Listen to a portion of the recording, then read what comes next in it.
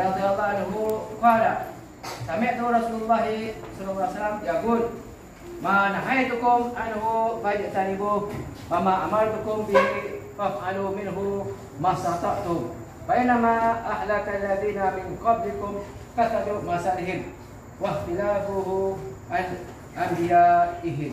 Hadis ni hadis sahih daripada Sayyidina Abu Hurairah Abdurrahman bin Sahri radhiyallahu anhu berkata, aku mendengar Rasulullah SAW bersabda, apa-apa sahaja yang aku larang kamu daripada melakukannya, maka jauhilah. Dan apa sahaja yang aku perintahkan kamu melakukannya, maka tunaikanlah daya upaya kamu. Kerana sesungguhnya perkara yang menghasilkan umat yang terdahulu adalah banyak bertanya dan mempertikai para nabi mereka. Kamu tahu mana baik buruk? Betul tak? Tapi dalam tahun-tahun tu banyak juga nak buat perkara yang tegak oleh Allah Taala gitu.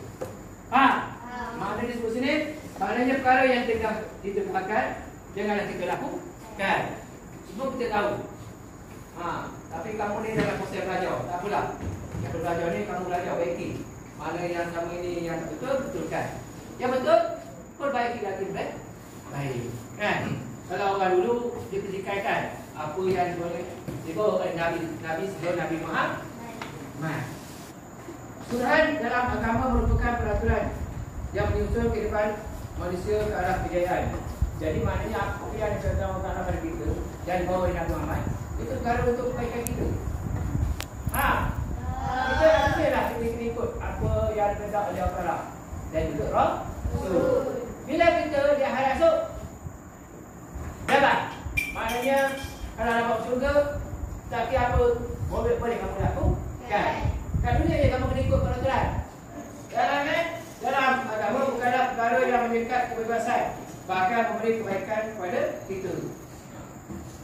Contohnya, tidak mempertikaikan perkara yang telah ditetapkan oleh agama. Jadi apabila agama perintah perkara yang baik, kita tahu jangan kita pertikaikan. Kata dia tak, maknanya perkara agama dia nyusahkan lah, kan? Ataupun maknanya sangat macam larangnya, jangan kita pertikaikan. Contohnya, soalan yang dilontarkan hendaklah memberi manfaat dan masalah bagi individu dan kepentingan umum. Jadi maknanya kalau nak tanya tu je lah perkara yang baik. Janganlah tanya perkara yang tak sepatutnya ditanya. Kadang-kadang kamu tanya ustaz perkara yang tak sepatutnya tanya. Tanya tu biar perkara yang untuk kebaikan diri kita dan juga kawan-kawan kita. Bukanlah tanya perkara yang tak sepatutnya ditanya. Kadang-kadang kamu ni tanya ustaz pun soalan mana pelik-pelik je. Sebagai Islam wajib kita kena ikut apa yang diperintahkan oleh Allah dan apa yang disampaikan oleh Rasulullah pada kita. Kalau tak mampu, senyap. Contoh, kamu tak berpuasa, senyaplah, itu tunai kamu.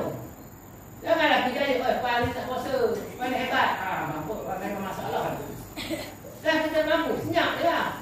Janganlah mentang-mentang tak puasa, tunjuk kemauan menaik. Duduk, oh sedarnya. Dah tak puasa, bila depan orang. Dah tak puasa, kamu seorang je lah. Jangan babik orang lain. Maknanya apa yang diperintah Allah Taala, kita kata ngapo nyusah semayang, ngapo nyusah puasa, buat apa je. Jangan kita pertikaikan. Ini semua perintah Allah Taala. Itu sedikit hadis yang ke-9.